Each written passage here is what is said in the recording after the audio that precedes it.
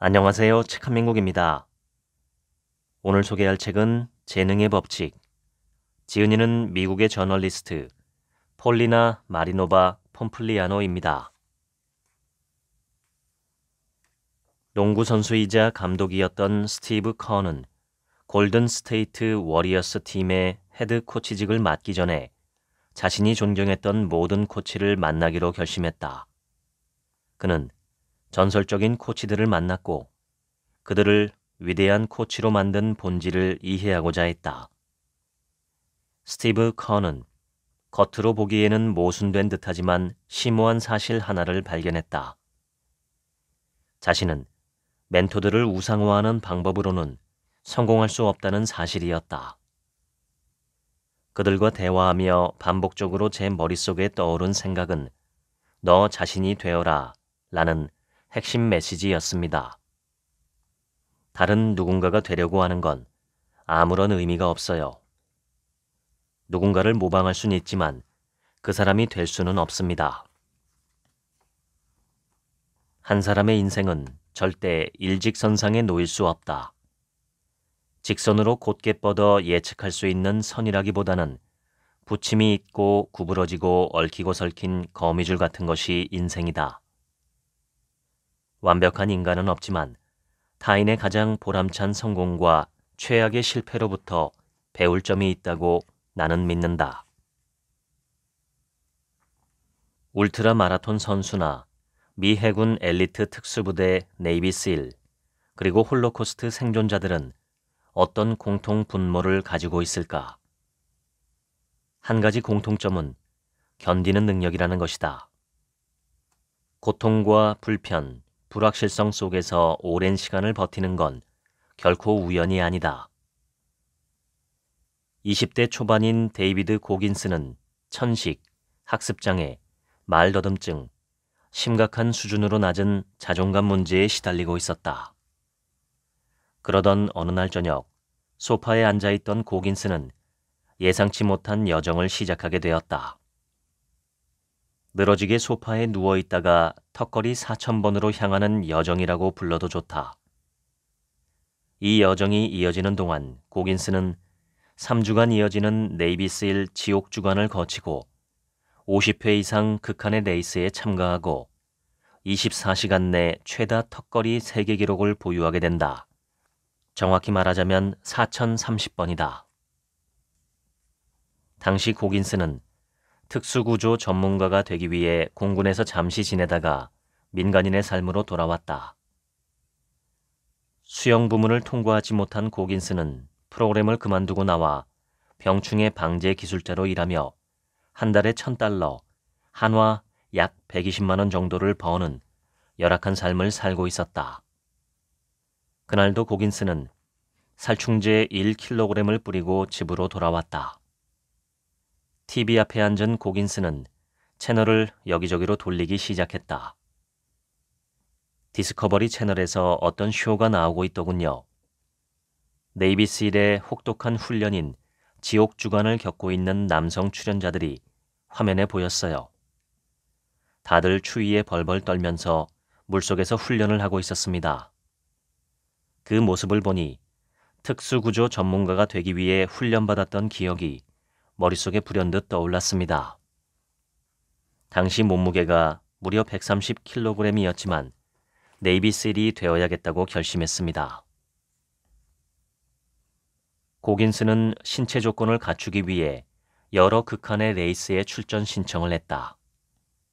하지만 얼마 지나지 않아 그는 네이비실이 되기 위한 싸움에서 신체 조건이 차지하는 비중은 겨우 절반뿐이란 사실을 깨달았다. 신체만이 아니라 마음가짐 역시 단련이 필요했다. 어린 시절 고긴스는 두려움 속에서 살았다. 학교에서는 끊임없는 괴롭힘과 인종차별을, 집에서는 아버지로부터의 신체적, 정서적 학대를 참아야 했다. 여러분이 평생 하는 대화 중 가장 중요한 대화는 바로 여러분 자신과의 대화입니다. 저의 경우 저 자신과의 대화는 그야말로 끔찍했습니다. 저는 제가 멍청하다고 생각했어요. 존재감 없는 패배자에 불과했지요. 그는 20대 초반까지 이런 불안감에 시달렸다. 배드워터 135에 참가 신청을 하면서 그는 처음으로 자기 마음속의 불안감과 마주하게 된다. 배드워터 135는 엄청나게 더운 데스밸리에서 24시간 동안 217km를 달려야 하는 극악의 시합이다. 참가 자격을 갖추기 위해 고긴스는 우선 샌디에이고에서 160km에 이르는 코스를 뛰어야 했는데 그렇게 먼 거리는 한 번도 뛰어본 적이 없었다. 결과는 어땠을까? 고긴스는 소변에 피가 섞여 나오고 거의 기절 직전 상태에 이르렀으며 발의 뼈가 골절되는 상황을 견뎌야 했다. 하지만 결국 완주에 성공했다. 고긴스는 이렇게 말했다. 내 인생 최악의 고통이었습니다. 하지만 30km쯤 달리고 나니 뭔가가 딸깍하고 머릿속에 켜지더군요. 마음속으로 내가 다시는 인생을 엉망으로 살지 않을 거라는 걸 알고 있었습니다. 포기하지 않을 거란 것도요. 오히려 내 안에 그 모든 어두운 부분을 활용해서 빛을 끌어내기 시작했습니다. 점점 더 깊이 들어가기 시작했죠. 이 경주를 통해 고긴스는 고통을 견딜 수 있는 정신적 도구를 고안해야 한다는 깨달음을 얻는다. 첫 번째 도구는 네이비실에서 배운 방법으로 고긴스는 그 방법에 40%의 법칙이라는 이름을 붙였다. 방법은 간단하다. 당신의 마음으로부터 당신은 이제 끝났다, 지쳤다, 더는 나아갈 수 없다는 소리가 들린다면 실제로는 40% 정도 지친 상태라고 생각하면 된다. 고긴스가 사용한 두 번째 도구는 책임감의 거울로 자신의 통제 아래 정서적 고통을 경험하는 방법이다. 고긴스가 네이비실이 되겠다고 결심했을 때 그는 거울에 비친 자신의 모습을 보고 이렇게 말했다. 넌 뚱뚱하고 게으른 거짓말쟁이야. 대체 어떻게 할 작정이야? 고긴스는 자신이 원하는 목표를 달성하려면 어떤 단계를 거쳐야 하는지 적은 포스트잇을 자기 집 거울 테두리를 따라 하나하나 붙였다. 포스트잇에는 이런 글들이 적혀 있었다. 하루만이라도 다른 사람들로부터 인정받기 위한 거짓말을 하지 말자. 3km를 달리러 나가자. 세 번째로 고긴스는 매일 하기 싫은 것을 하기로 했다. 고통을 통해 성장할 수 있다고 믿었기 때문이다. 밖에 비가 억수같이 쏟아진다면 그래도 무조건 나가서 뛰어라. 집이 엉망인데 지금 너무 피곤하다면 무조건 일어나서 치워라. 여러분의 인생에 의도적으로 힘겹게 이겨내야 할 마찰을 형성한다면 앞으로 견뎌내야 할지 모르는 심각한 일들에 더 잘 대비할 수 있다. 네이비실 요원은 인위적 역경을 마주하는 데 특히 익숙하다. 훈련을 하는 동안 지원자들은 자신의 생리적 상태를 통제해야 하는 어려운 임무를 수행한다. 그들은 강한 정신력의 4가지 기둥이라는 원칙을 사용한다. 목표 설정, 정신적 시각화, 긍정적 자기대화, 자극 조절이 바로 그것이다. 자극 조절은 의도적으로 자신의 감정 반응을 조절하는 것으로 가장 흥미로운 기술이다. 일반적인 사람은 극심한 압력을 받으면 땀이 나기 시작하고 심장이 빠르게 뛰며 머릿속이 새하얘진다. 하지만 네이비실 요원들은 가장 극한의 상황에서도 자연적인 신체 반응을 초월하는 방법을 배운다. 예를 들어 네이비실 요원은 전투 중에도 심장 박동이 한결같이 유지된다. 암벽 등반가 토미 콜드웰은 자신의 아버지가 최고로 잘한 일은 바로 자신이 선택적 역경을 겪을 수 있도록 한 일이라고 말한다. 토미 콜드웰의 어린 시절 두 사람은 눈보라에 갇히고 눈으로 만든 동굴에서 자며 거대한 산을 올랐다. 왜 어떤 사람들은 트라우마를 보다 나은 쪽으로 활용하는 반면 어떤 사람들은 트라우마에 빠져 허우적대는지 그 이유를 몇 년에 걸쳐 곰곰이 생각해 보았습니다. 제가 떠올린 가장 적절한 논리는 결국 훈련이 답이라는 겁니다. 제가 아는 최고의 역경 훈련은 모험입니다. 고통은 보편적입니다. 하지만 피해자 의식은 선택적입니다. 심리학자이자 홀로코스트 생존자 에디트 에바 에거. 우리는 모두 인생을 살면서 어떤 방식으로든 피해자가 되곤 한다. 어느 시점에 우리는 통제할 수 없는 상황에 부딪히거나 고통 혹은 학대를 겪게 된다. 피해는 외부로부터 옵니다. 나를 괴롭히는 이웃, 화내는 상사, 때리는 배우자, 바람 피우는 애인, 차별적인 법규, 병원에 입원해야 하는 사고 등이 그 예죠. 그런데 다른 관점에서 보면 피해자 의식은 내부에서 온다고 할 수 있습니다. 당신을 피해자로 만드는 건 누구도 아닌 당신 자신입니다. 우리에게 일어난 일 때문에 피해자가 되는 것이 아니라 피해 당한 사실에 묶여있기를 선택했기 때문에 피해자로 남는 것입니다. 그러면 우리는 피해자 의식을 갖게 됩니다. 융통성 없고 남을 탓하며 비관적이고 과거에 얽매인 사고방식과 태도를 보입니다. 남의 잘못을 용서하지 않고 가혹하며 건전한 한계나 경계가 없는 태도로 행동하고 생각합니다. 1995년 26살이던 식당 종업원 셰릴 스트레이드는 몇 해 전 어머니가 암으로 돌아가시고 난 이후 인생이 나락으로 떨어진 상태였다. 자신의 삶이 통제할 수 없는 수준에 이르자 스트레이드는 멕시코부터 캐나다까지 이어지는 불모의 트레일 루트인 퍼시픽 크레스트 트레일 완주에 도전하기로 했다. 이 코스는 미국 서부의 남쪽 멕시코 국경지대에서 북쪽 워싱턴주 끝까지 산악지대를 따라 이어지는 트레일 루트로 약 4,300km에 달한다. 스트레이드는 트레킹을 하며 다양한 종류의 고통과 두려움에 맞닥뜨렸다.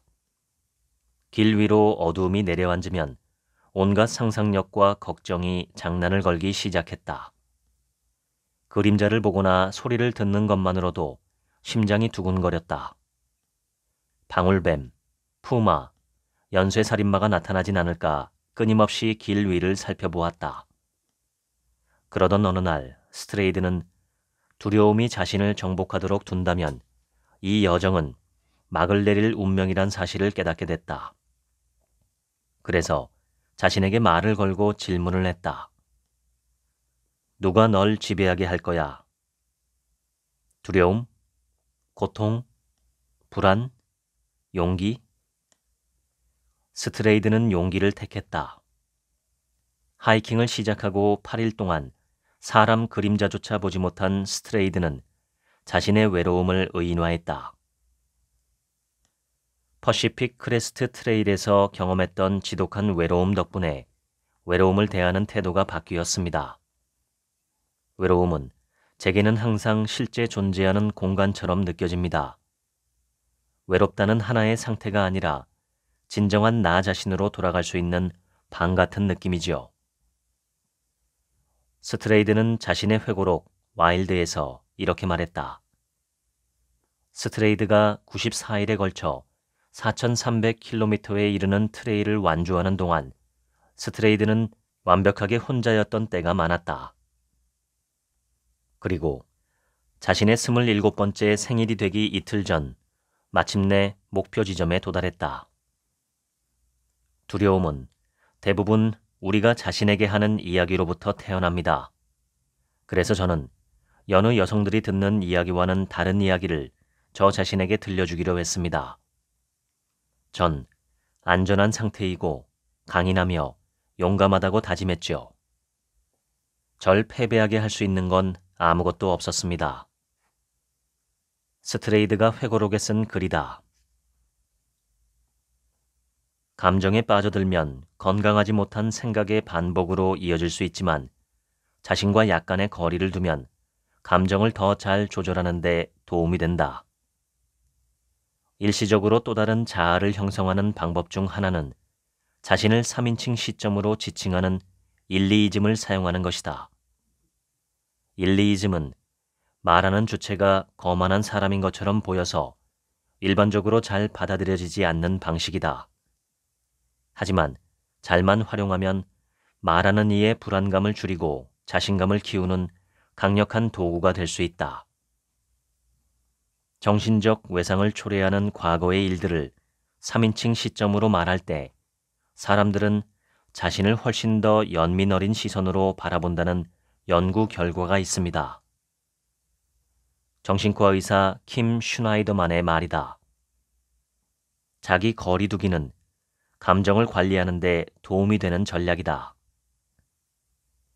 또 다른 자아를 형성하면 자신에게 선택권이 부여된 것 같은 기분이 듭니다.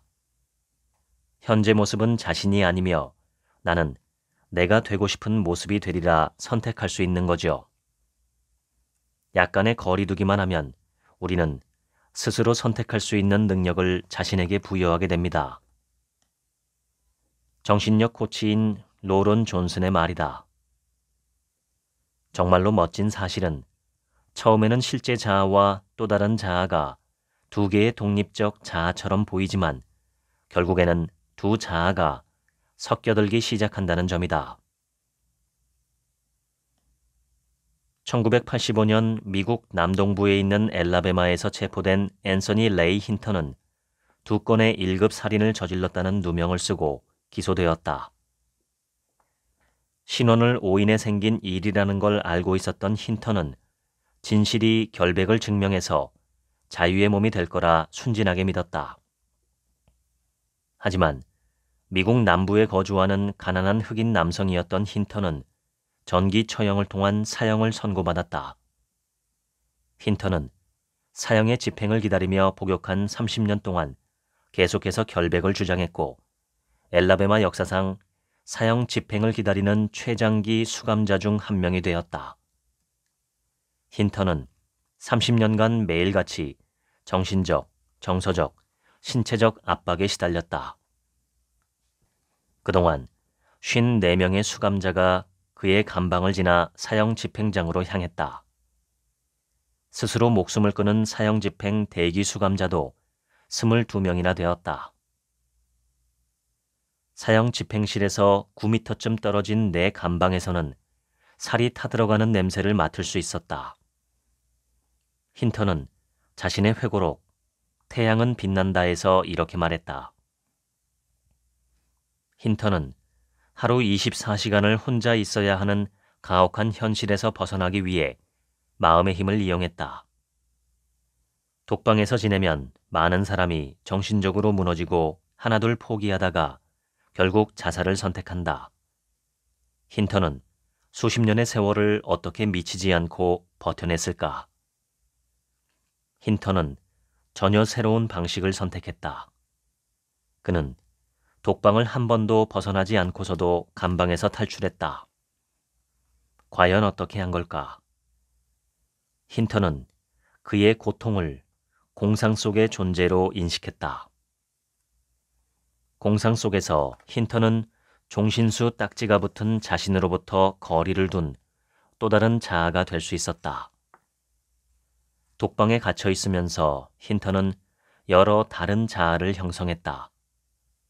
세계 여행가가 되기도 하고 할리베리의 남편이 되기도 했다. 영국 여왕의 초대를 받기도 하고 심지어는 윈블던 대회의 우승자가 되기도 했다. 모두 공상 속에서 말이다. 나는 쓰레기 같은 생각에 절대 내 마음을 쓰지 않았다. 나는 외로운 나날을 헤쳐나가기 위해 내 마음을 사용했다.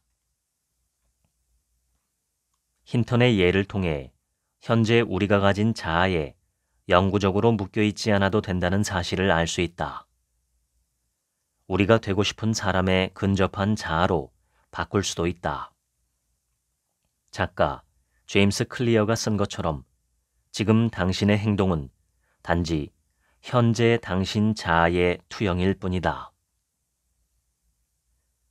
프랭크 에버그네일은 비행기 조종사이자 의사, 미 교도국 소속 직원, 사회학 교수, 변호사였으며 21살이 되기 전에 이 모든 직업에 종사했다.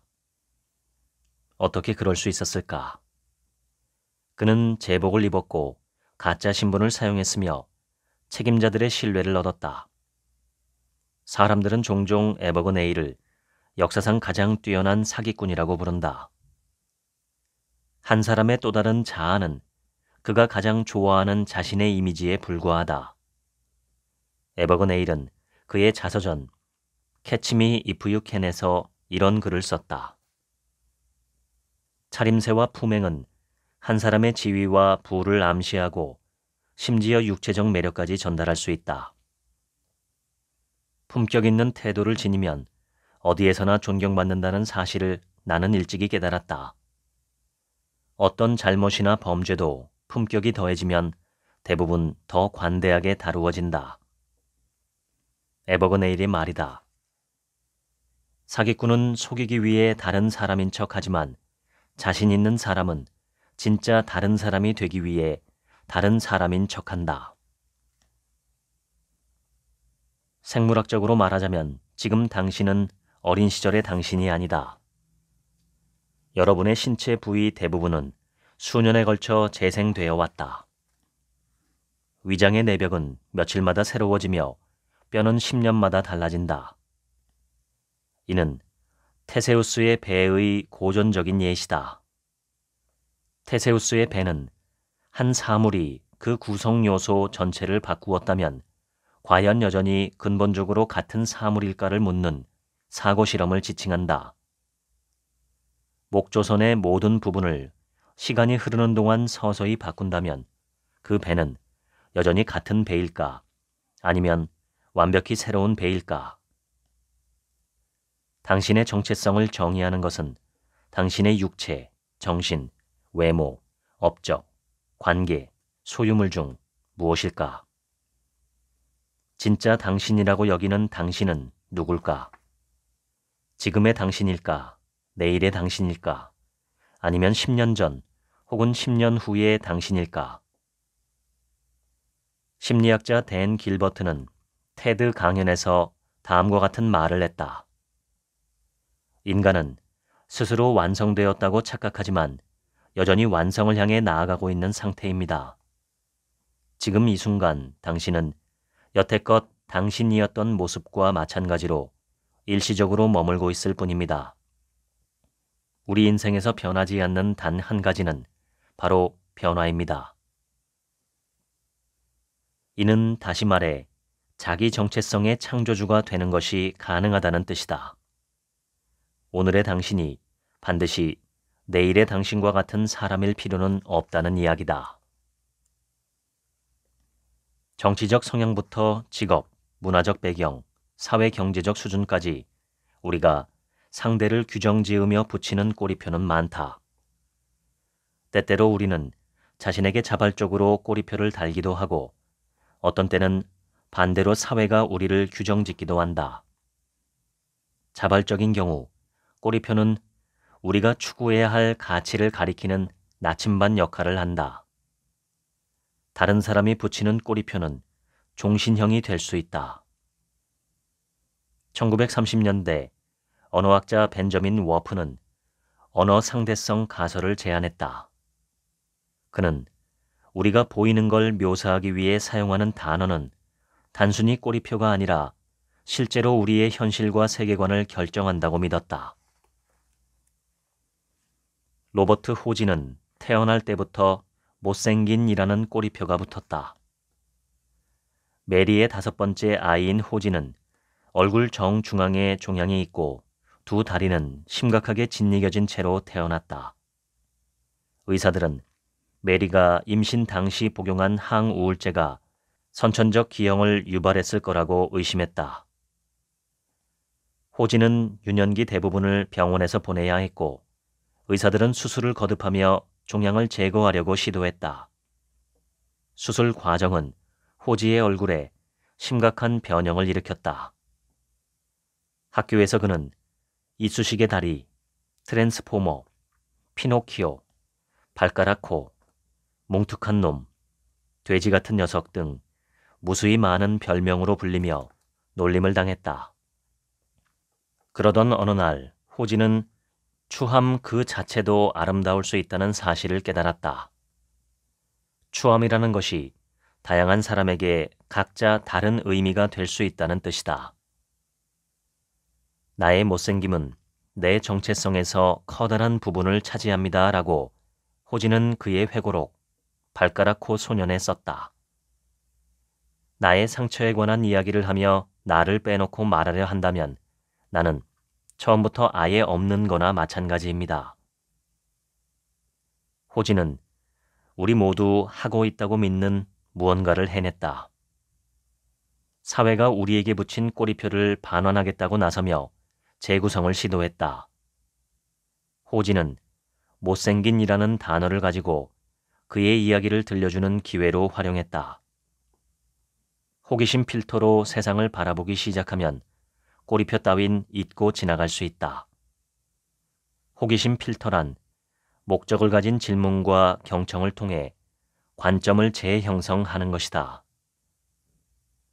호지는 우리가 사람들 간의 차이를 무시함으로써 서로 더 가까워질 수 있는 대화의 기회를 스스로 차단한다고 말했다. 그는 타인과의 대화를 다음과 같은 질문으로 시작했을 때 생애 최고의 대화를 나눈 적이 여러 번 있었다고 한다. 무례한 질문일지도 모르지만 당신의 얼굴, 코, 상처, 혹에 관해 물어봐도 될까요? 여기서 진정한 핵심은 그런 호기심이 반드시 타인에 대한 평가가 아니라는 걸 이해하는 것입니다. 라고 호지는 내게 말했다. 타인의 경험에 대한 호기심 없이 그 사람에게 꼬리표를 붙일 때마다 여러분은 필터를 씌워서 상대를 바라보는 셈이다. 소설가 토니 모리스는 이런 글을 쓴 적이 있다. 정의란 정의 당하는 사람이 아니라 정의 내리는 사람에게 속한 것이다. 자기 정체성의 창조주가 되는 것은 가능하다. 오늘의 당신이 반드시 내일의 당신일 필요는 없다. 눈에 보이는 걸 묘사하기 위해 사용하는 단어는 단순한 꼬리표가 아니다. 그 단어들이 결국 우리의 현실과 세계관을 결정한다. 누군가에게 꼬리표를 붙일 때마다 여러분은 그들을 상자 안에 넣고 필터를 통해 바라보게 된다.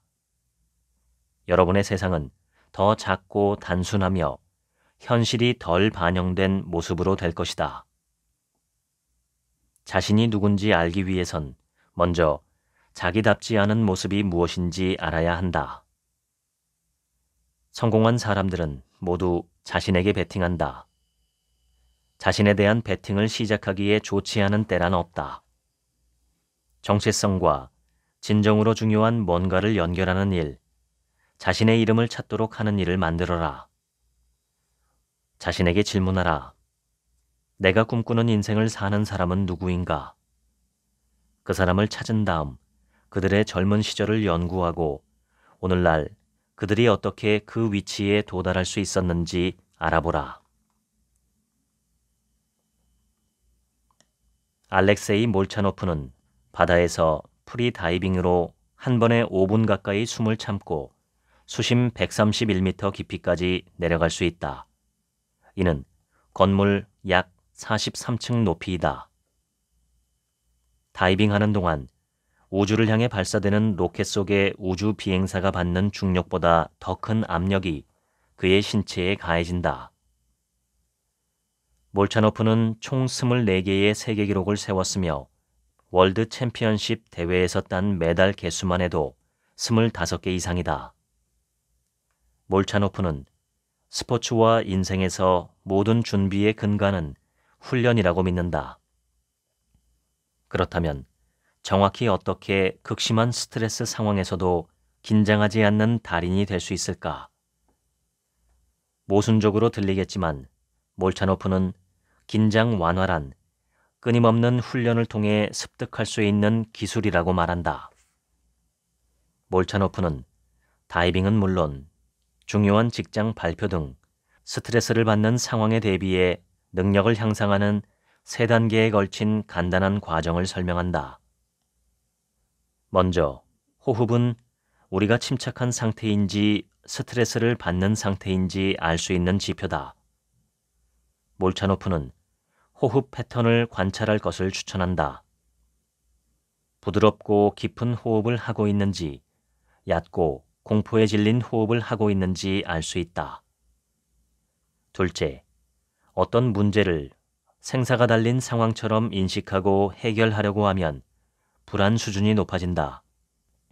대신 몰차노프는 반드시 해결해야 할 문제라고 생각하기보단 기꺼이 극복할 도전 과제로 바라보도록 관점을 전환할 것을 권한다. 셋째, 한 번에 한 가지 일에만 집중하라. 여러 과제가 복잡하게 얽힌 거대한 문제로 바라보지 말고 스스로 다음과 같은 질문을 하면 침착함을 찾을 수 있다. 다음으로 내가 집중해서 완수할 수 있는 단 하나의 임무는 무엇일까? 능력과 침착함은 한 번에 한 호흡으로 만들어지며 이는 비단 프리다이빙에만 국한된 이야기가 아니다. 우주비행사 크리스 헤드필드는 궤도를 돌고 있는 국제 우주 정거장을 오직 한 손으로 잡고 우주를 유영하는 동안 일시적으로 눈이 보이지 않는 상황을 겪었다. 헤드필드는 자신의 왼쪽 눈이 고통으로 질끈 감기는 것을 느꼈지만 이유를 알 수 없었다. 우주복 헬멧 안으로 손을 넣을 수 없기에 당연히 눈을 비빌 수도 없었다. 알고 보니 그의 눈에 들어간 것은 기름과 비누를 섞은 액체였는데 우주 비행사들이 헬멧 안쪽에 김이 서리는 것을 방지하기 위해 쓰는 물질이었다. 그는 눈물이 났지만 중력이 없는 상태에서의 눈물은 눈에 붙은 무겁고 거대한 수분 덩어리가 될 뿐이었다. 덩어리는 점점 커져서 반대쪽 눈까지 흘러 들어갔고 결국 그는 우주선 밖에 나가 있는 상황에서 눈앞이 보이지 않게 되었다. 공포에 질리는 대신 헤드필드는 이성을 유지하며 상황을 통제하고 선택 가능한 행동들을 고려했다. 휴스턴 관제센터에 연락하거나 동료 우주비행사에게 구조를 받거나 잠깐 울어서 눈물을 낸 다음 눈 속의 이물질을 희석하는 것. 이 3가지 선택지가 떠올랐다. 결국 그는 헬멧 옆에 환기구를 열어 공기를 일부 내보냄으로써 눈 속에 있던 이물질을 깨끗이 말려버릴 수 있었다. 상황을 해결한 뒤 그는 작업을 이어갔다. 헤드필드의 이런 행동은 우주 비행사 훈련 당시 배웠던 다음과 같은 교훈이 있었기에 가능했다. 가상의 시나리오를 통해 최악의 사태에 대비하라. 재난에 대비한 최종 리허설이라고 생각하라. 암울한 가상 시나리오를 날이면 날마다 연습하면 우울증에 걸리기 딱 좋을 것 같이 들리지만 오히려 이상하게도 기분이 좋아집니다. 라고 헤드필드는 말한다. 정교했던 비상대책과 문제 해결 능력 덕분에 헤드필드는 화려한 경력을 이어갔다. 잭 나이프로 우주 정거장을 열고 들어가는 데에도 성공했고 우주선을 조종하며 살아있는 뱀을 처리했으며 국제 우주 정거장의 암모니아 노출 사고 당시 수리 방법을 찾아내기도 했다. 헤드필드는 말한다. 실행에 옮기는 대범함과 두려움을 극복하는 능력이 필요합니다. 두려움은 준비가 부족해서 생기는 증상에 불과합니다. 두려움의 가장 효과적인 해독제는 바로 자신이 갖추고 있는 능력입니다. 미국 우주항공국 나사에서 25년을 보내며 프랭클린 창 디아즈는 7번의 우주 왕복선 임무를 완수했다. 창 디아즈가 대학생 시절 한 교수님이 그에게 이런 말을 했다. 자네 실험이 완벽하게 진행된다면 자네는 아무것도 배우지 못할 걸세. 당시 그는 교수님의 논리를 이해하지 못했지만 수년의 세월이 지나 교수님의 말씀을 이해할 만큼 성장했다. 성공하기 위해서는 먼저 실패하는 법을 배워야 한다. 인생과 마찬가지로 과학은 막다른 길을 수없이 헤맨 후에야 비로소 앞으로 나아갈 길을 찾는다. 큰 위험을 피하기보다는 작은 모험을 자주 감행하십시오. 제 철학은 항상 작은 진보를 많이 해나가는 것이었습니다. 라고 그는 말했다. 할리우드 제작자 로버트 에반스는 한때 이런 글을 썼다. 모든 이야기에는 3가지 버전이 존재한다. 당신의 버전, 나의 버전, 그리고 진실이다. 이야기 화자로서 우리는 왜곡하고 부정하고 과장하지만 그럼에도 우리의 뒤엉킨 믿음을 절대적으로 신뢰한다. 자기 자신에게 하는 이야기가 사실인지 철저하게 확인하고 입증하는 사람은 극소수에 불과하다. 심리치료사로서 고틀리프는 그녀의 환자들이 자기 자신에게 하는 이야기를 편집할 수 있도록 도와준다고 말한다. 우리가 우리 인생을 이야기하는 방식이 우리가 누구인지를 결정합니다. 그것이 바로 우리 이야기가 지닌 위험성이죠. 이야기가 우리를 망쳐버릴 수도 있기 때문입니다. 라고 고틀리프는 말했다. 환자와 이야기를 나누어온 수년 동안 고틀리프는 사람들 대부분의 이야기는 2가지 핵심 주제로 귀결되는 경향이 있다는 사실을 깨달았다. 바로 자유와 변화다. 자유에 대해 생각하면 당신은 무기력하고 붙잡혀 있고 갇혀 있는 기분이 든다. 변화는 불확실성이라는 날카로운 칼날이 위협하는 듯한 느낌이 든다. 여러분 자신을 자유롭게 하려면 과감하게 미지의 세계로 모험을 떠나야 한다. 다음과 같은 연습을 해보라. 빈 종이를 꺼내서 여러분을 불안하게 만드는 상황에 관해 써보라. 자신에게 어떤 말을 하고 있었는가? 누가 여러분을 화나게 했는가? 무엇이 문제인가? 이제 종이 한 장을 더 꺼내서 앞서 종이에 쓴 상황과 같은 상황을 여러분 인생에 속한 다른 인물의 관점으로 써보라. 여러분의 이야기를 다른 사람의 관점에서 바라보고 글로 써내려가면 무슨 일이 일어날까요? 더 넓은 관점에서 보니 이제 무엇이 보입니까? 라고 고틀리프는 묻는다. 때때로 여러분이 자기 인생에 대해 자신에게 해왔던 이야기는 현실을 아예 반영하지 않을 수도 있다. 고틀리프는 말한다. 불행하게도 우리는 빈칸을 긍정적으로 채우지 않습니다. 대신 뭔가 무시무시한 것으로 채우는 경향이 있죠. 여러분은 자신이 믿는 것을 진짜로 믿고 있을까? 그런 마음이 어떻게 하면 바뀔 수 있을까? 오늘날의 사회에서 견해를 바꾸는 일은 여러분이 생각하는 것처럼 축하받을 일이 아니다. 정계에서는 쉽게 견해를 바꾸는 정치인으로 낙인 찍힐 것이고 삶에서는 위선자로 취급받게 된다. 이러니 우리는 자기가 믿는 바를 고수하게 된다. 그것이 틀렸건 오래되었건 관계없이 밀고 나간다. 왜일까? 우리는 진실보다는 사회적으로 수용되고 동질감을 확인하기를 훨씬 더 원하고 있기 때문이다. 제임스 클리어는 이런 글을 썼다. 누군가 생각을 바꾸도록 설득하는 것은 그들이 속한 부족을 바꾸려고 설득하는 과정이나 다름없다. 여러분의 부족을 바꾸는 일은 엄청나게 힘들지만 현실을 더 객관적으로 바라보게 하는 가치가 있다. 명확한 사고는 우리가 잘못된 내러티브에 속지 않고 우리의 자아를 억제하도록 한다.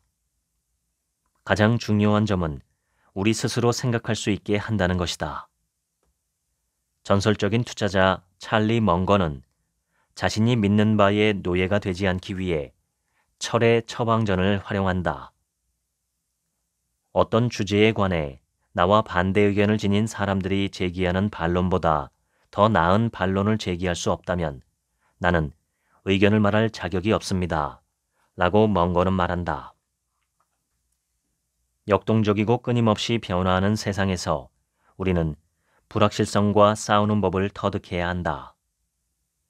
해답을 찾지 못할 때 우리는 미래에 대한 불안감을 해소하기 위해 권위의 출처로 눈을 돌리기 쉽다. 권위 있어 보이는 단체나 인물을 바라보게 되는데 정작 그들은 사람을 조종하는 데 능한 존재일 뿐이다. 많은 경우 우리는 자신의 신념을 부정하는 증거가 있을 때조차 자기가 선 땅에 더 단단하게 발을 파묻고 있는 스스로를 발견한다. 어리석은 짓인 줄 알면서도 뭔가를 믿어야만 한다는 것을 일컬어 철학자 데니얼 데넷은 믿음에 대한 믿음이라고 부른다. 왜 이런 일이 일어나는 걸까? 인간의 뇌는 예측 가능하기를 갈망한다는 사실이 큰 부분을 차지한다. 믿었던 아이디어의 출처가 사실은 당신의 의견을 변화시키려 한다는 걸 알게 되면 배신감을 느낀다. 2008년 하워드 대학교의 심리학 교수 제이미 바드는 공화당 성향의 학생 절반과 민주당 성향의 학생 절반으로 구성된 그룹에게 마이크라는 가상의 남성이 하는 행동을 평가하도록 했다. 실험에 참가한 학생들은 마이크에 관해 다음과 같은 정보를 받았다. 마이크는 정치 모금 행사를 치른 후 술을 마시고 집으로 돌아오는 길에 차를 들이받았다. 사고 한 달 후 마이크는 라디오 방송에 출연해 누구도 음주운전을 해서는 안 된다는 발언을 한다. 마이크의 행동은 두 가지로 해석할 수 있다. 1. 마이크는 위선자다. 2. 마이크는 자신의 실수로부터 배워서 성장했다. 실험 참가자들은 마이크의 행동을 어떻게 평가했을까? 여기에 중요한 디테일이 있다. 실험 진행 기간 절반 동안에는 학생들에게 마이크를 공화당 성향의 인물로, 나머지 절반 동안에는 민주당 성향의 인물로 묘사했다. 마이크가 자신과 정치적 성향이 같다고 묘사될 때 참가자 중 오직 16%만이 그를 위선자로 평가했다. 하지만 정치적으로 반대 성향의 인물로 묘사된 경우에는 참가자의 40%가 그를 위선자로 판단했다. 다시 말해 누군가 예상치 못한 행동을 한다고 해서 우리는 우리의 신념을 바꾸진 않는다. 단순히 상대의 행동에 대한 나의 해석을 바꿔서 기존 신념에 맞도록 한다. 심리학자 필립 테틀록은 정치 세계는 두 그룹의 사람으로 나눠진다는 결론을 도출한 연구자로 유명하다. 테틀록은 두 그룹을 각각 여우와 고슴도치로 불렀다.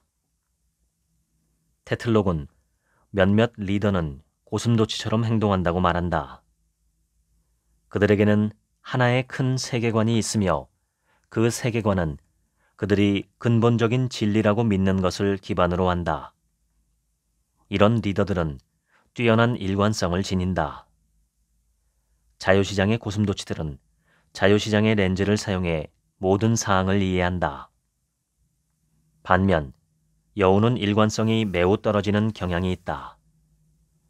여러 갈래로 펼쳐진 증거와 아이디어에 이끌려가기 때문이다. 20년에 걸친 방대한 연구를 통해 테틀록은 여우와 고슴도치가 얼마나 정확하게 미래를 예측하는지 살펴보았다. 테틀록은 시간이 지날수록 여우가 고슴도치보다 훨씬 더 정확해진다는 사실을 발견했다. 여우에게 틀린다는 것은 새로운 걸 배울 기회이므로 살면서 맞닥뜨리는 복잡하고 예측하기 어려운 일들에 대응하는데 훨씬 더 능숙해지기 때문이다. 테틀록의 연구는 전문가가 된다는 것의 의미를 다시 한번 생각하게 한다. 우리는 전문가라고 하면 확고한 신념을 지니고 절대 쉽사리 태도를 바꾸지 않는 박식한 인물들이라고 생각하곤 한다. 하지만 테틀록이 말하는 전문가란 예측한 바가 맞는 경우가 많은 사람, 그리고 하지만 혹은 그러나 혹은 비록 등의 단어를 자주 사용하는 사람이다. 이것이 바로 컬트 집단의 수장들이 카리스마와 설득력을 지녔다고 종종 묘사되는 이유다. 그들은 세상을 흑백 논리로 나누어 바라보고 미묘한 차이를 위한 여지는 남겨두지 않는다. 적절한 수준의 지적 겸손함을 갖추고 회의주의적 태도로 세상에 접근하는 건 좋은 일이다. 비록 이런 접근 방식이 대중적이진 않을 수 있더라도 말이다. 역사학자 데니얼 J. 부어스틴은 발견의 가장 큰 장애물은 무지가 아니라 지식이 있다는 착각이다 라고 말하기도 했다. 수능의 4분면이라는 제목의 블로그에서 기술 투자자 폴 그레이엄은 대부분의 사람이 수능의 4가지 카테고리 중 하나에 해당한다고 말한다. 적극적으로 관습적 사고를 하는 사람, 수동적으로 관습적 사고를 하는 사람, 수동적으로 독립적 사고를 하는 사람, 마지막으로 적극적으로 독립적 사고를 하는 사람이다. 적극적으로 관습적 사고를 하는 사람은 규칙은 반드시 따라야 한다고 믿을 뿐 아니라 규칙을 어기는 이들은 반드시 처벌받아야 한다고 믿는다.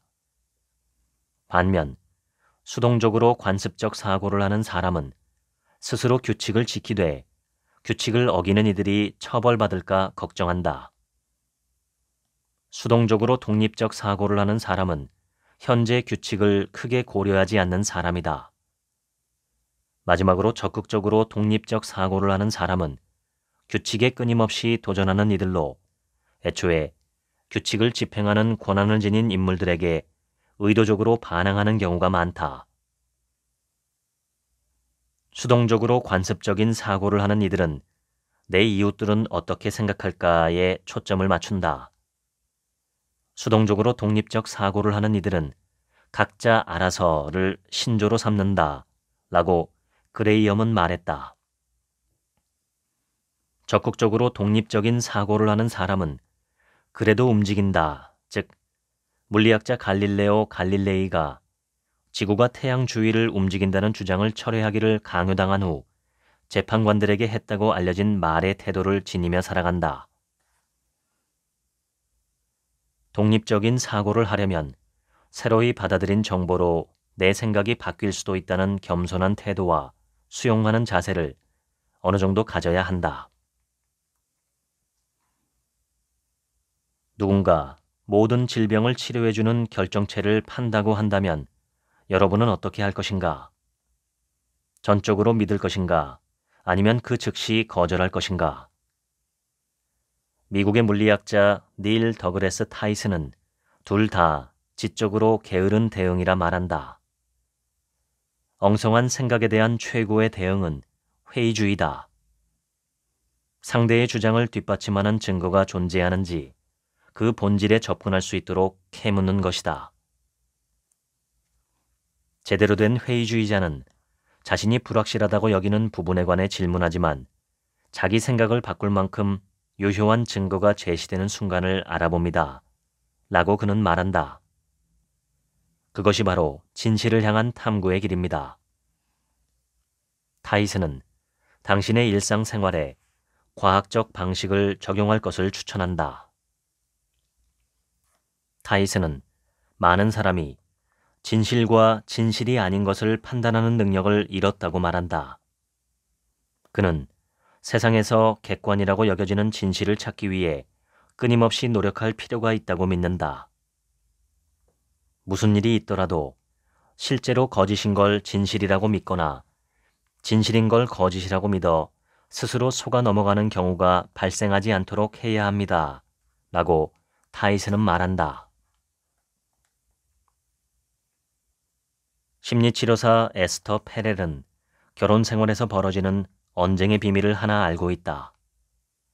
바로 종종 형식이 내용을 앞선다는 것이다. 페렐은 커플을 연구하는 심리학자 하워드 마크맨의 연구를 종종 인용한다. 마크맨은 사람들이 단 10초 정도만 상대에게 귀를 기울일 뿐 그 이후로는 귀를 닫고 뭐라고 반박할지 준비하기 시작하는 경향이 있다는 사실을 발견했다.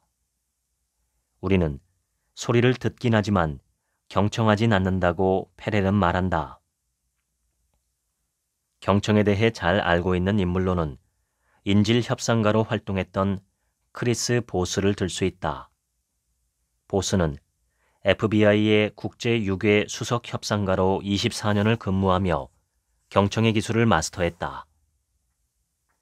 1993년 뉴욕 브루클린의 체이스 맨해튼 은행에서 2명의 남성이 직원 3명을 인질로 잡고 있었다. 당시 보스는 은행 강도 중 한 명과 이야기를 시작하며 여러 가지 전략을 사용했다. 먼저 보스는 목소리의 톤을 바꾸었다. 협상이 진행되는 동안 사용할 수 있는 가장 중요한 도구가 바로 목소리 톤의 변화라고 믿었기 때문이다. 그는 심야 FM 라디오 DJ 목소리라고 부르는 기술을 사용했다. 서술적이면서도 듣는 이의 마음을 달래주는 저음의 목소리는 거의 모든 상황에 적용할 수 있었다. 이 기술이 효과적인 이유는 상대방 뇌의 거울신경 세포를 자극해 상대가 차분해지도록 하기 때문이다. 차분하고 부드러운 목소리로 크게 말하면 실제로 자기 자신을 진정시킬 수 있습니다. 그 다음 보스는 인지를 억류하고 있는 상대의 말을 그대로 질문으로 반복하는 미러링을 시작한다. 은행 강도가 내 놈들이 우리 운전사를 쫓아냈어 라고 말하면 보스는 우리가 운전사를 쫓아냈다고? 라고 대답하는 식이다. 상대가 앞서 이야기하며 내뱉은 여러 키워드를 반복하는 방식으로 상대방을 거울처럼 미러링한다. 상대방이 계속 이야기하도록 하면서 당신은 감정적으로 침착함을 유지할 수 있기에 유용하다. 마지막으로 보스는 명명하기 작업을 시작한다. 그는 은행 강도에게 이렇게 말했다. 이 일은 당신 잘못이 아니야. 그렇지? 이렇게 된 걸 후회하고 있잖아. 그렇지 않아? 두 질문 모두 그가 나쁜 상황에 빠졌다는 걸 넌지시 알리고 있다. 명명하기는 상대의 감정을 파악하고 말로 확인하는 데 사용하는 기술이다. 미러링과 명명하기를 동시에 같은 대화 내에서 사용하면 부정적인 감정을 진정시키고 상대에게 자신의 이야기를 들어준다는 느낌을 주며 상대가 느끼는 감정의 전후 사정을 이해할 수 있다. 보스가 은행 강도들이 항복하고 인질들을 풀어주도록 설득할 수 있었던 이유는 압박이 심한 갈등 상황 속에서도 우리 대부분이 하지 못하는 일을 해냈기 때문이다. 그는 경청했다. 심리학자 존 가트먼은 40년 이상 이혼 예측을 비롯해 결혼 생활의 안정성을 연구해왔다. 가트먼이 했던 연구 중 가장 유명한 프로젝트에서 그는 워싱턴 대학교에 사랑의 실험실이라는 아파트같이 생긴 실험실을 꾸몄다. 그리고 수천 명의 신혼부부를 영상으로 기록해 그들의 상호작용을 정량화할 수 있는 거대 데이터로 만들었다. 수집한 데이터를 토대로 가트먼은 실험에 참여한 부부들을 성공과 실패라는 주요 그룹 2개로 나누었다. 성공그룹은 실험 후 6년이 지나도 여전히 함께 행복하게 지내지만 실패 그룹은 헤어지거나 만성적으로 불행한 결혼 생활을 하고 있었다. 수십 년간의 연구와 경험을 토대로 가트먼은 커플이 헤어질지 영원히 행복하게 살지를 최대 94%의 정확도로 예측한다. 여기에는 이성이거나 동성 커플, 부유하거나 가난한 커플, 아이가 있거나 없는 커플 모두 포함된다. 모든 종류의 파트너십이 유지될 수 있도록 가트먼이 제안하는 다양한 전략은 다음과 같다. 첫 번째는 여러분이 속한 관계가 5대 1의 비율을 따르도록 해야 한다. 다른 커플보다 더 행복한 커플의 경우 부정적 상호작용이 한 번 있을 때 긍정적 상호작용은 5번의 비율로 이루어진다. 상호작용이 대단한 것일 필요는 없다. 미소, 끄덕거림, 심지어는 파트너의 이야기를 듣고 있다고 알리기 위한 작은 소리조차 모두가 긍정적 상호작용이다. 이 마법의 비율은 관계의 긍정성을 높인다. 두 번째로 가트먼은 커플들이 서로의 요청에 어떻게 응답하는지 보면 그 관계가 성공인지 실패인지 구별할 수 있다고 말한다. 가트먼은 하루 동안 파트너들이 상대와의 연결을 요구하는 무작위적인 상황을 가리켜 요청이라 부른다. 상대가 차를 열광적으로 좋아하는 마니아인데 도로 위에서 빈티지 쉐보레 콜벳을 발견했다고 가정하자. 파트너는 아마 저 차 좀 봐 라고 말하며 여러분도 봐주기를 원할 것이다. 비록 사소하게 들릴지 모르지만 여러분의 파트너는 반응을 요구하는 감정적 연결을 요청하는 상황이다. 이때 행복한 커플은 잠깐이라도 서로의 요청을 인지하고 반응한다. 가트먼은 작은 일을 자주 하는 것이 큰 일을 가끔 하는 것보다 훨씬 더 중요하다라는 모토를 믿는다. 마지막으로 가트먼은 오래도록 지속되는 관계에는 보수의 기술이 필수적이라고 말한다. 행복한 커플조차 서로에게 소리를 지르며 상대의 말은 듣지도 않는 추악한 싸움을 한다. 하지만 어느 순간이 되면 행복한 커플은 대화하기 시작하고 싸움에서 벗어난다. 행복한 커플과 그렇지 않은 커플의 차이는 갈등이 골마 터지도록 두지 않고 빠르게 해결하는 효과적인 전략의 여부다. 가트먼은 관계를 보수하려는 시도를 일컬어 부정성이 통제할 수 없는 수준으로 확대되는 걸 방지하는 행동, 익살스럽거나 혹은 그 외 다른 분위기의 부드러운 말이나 행동이라고 설명한다. 가벼운 미소, 잠깐의 휴식, 다시 한번 말해주기를 묻는 행동 등 뭐든 될 수 있다. 즉, 소통, 신뢰, 갈등 해결을 둘러싼 여러 기술을 쌓는 것이 행복한 파트너십의 열쇠다. 사랑은 단순히 감정이 아니라 하나의 기술이다. 2020년 1월 포춘에서 일하던 시절 나는 애너 퀸들런의 졸업식 연설문을 읽었다. 세상에 보여주기엔 그럴듯하지만 당신 기준에서는 성공하지 않았고 마음속으로 행복하지 않다면 그건 결코 성공한 게 아닙니다. 코미디언 제리 사인펠드는 성공이란 완벽함에 최대한 가까이 다가갈 때까지 끊임없이 고쳐나가는 과정이라고 말한다. 그가 말하는 성공의 정의는 고독과 정밀함, 아주 작은 것도 개선하는 일이다. 자선사업가 멀린다 게이츠는 자신이 생각하는 성공의 정의는 랠프 왈도 에머슨으로부터 영향을 받았다고 말한다. 내가 한때 이 땅에 존재했으므로 단 한 사람이라도 수월하게 살았다는 걸 깨닫는 것. 이것이 진정한 성공이다. 지구에서 가장 부유한 여성 중 한 명인 멀린다는 자기 재산을 글로벌 보건 프로젝트에 지원하고 여성 기업을 후원하는 데 사용하고 있다. 하룻밤 만에 성공이라는 말은 정말 미신일 뿐이다. 성공을 정의하는 방법에는 여러 가지가 있고 성공을 이루는 방법은 더 많지만 성공을 실현하는 데 핵심 요소는 행동이다.